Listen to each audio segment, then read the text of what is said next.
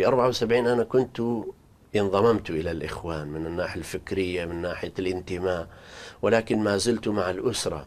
فلما انهارت المفاوضات الكردية البعثية خرج الناس إلى الجبال، وبدأت الثورة من جديد في 74. وخرجت أنا أيضا وأصبحت مقاتلا كرديا بيشمركة، يعني الفدائي. ودخلت المدرسة العسكرية وتدربت على 13 مدفعا أو 13 سلاحا، وأسقطت طائرة يومها كان رقمها 7118، ما زلت أذكرها طبعا. طائرة عراقية. طائرة عراقية ويقودها طيار كوبي. كوبي. نعم، طيار كوبي، لأن كان فترة علاقة العراق بكوبا والدول الاشتراكية كانت علاقة قوية بعد تأميم النفط وبعد العلاقات مع الدول الاشتراكية مع تشاوشسكو. وكانوا يستوردون الطيارين لمحاربتكم؟ نعم نعم، أيضا كان في طيارين.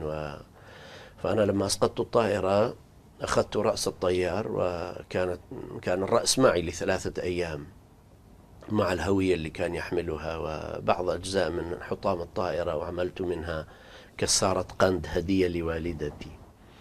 فيومها طبعا تعرف في جو شاب في 17 من العمر ويسقط طائرة ويمسك برأس الطيار ويفتخر به وكيف اعتبروك بطلا؟ نعم بالتأكيد طبعا أعطوني. وهذا كان ضمن الحزب الديمقراطي؟ نعم، لأنه ما كان في حزب غيره. كان عندنا يعني الحركة الكردية كان تتضمن 174 ألف مقاتل، وتحت إمرة شخص واحد وهو ملا مصطفى، أقوى آخر الشخصيات الأكراد من هذه السلسلة من رجالات الأكراد.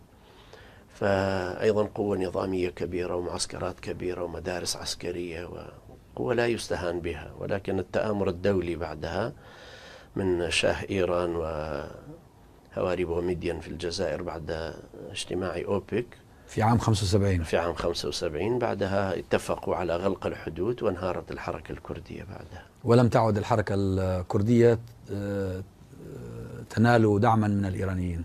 نعم بالتأكيد، لأنهم أغلقوا الحدود أيضا.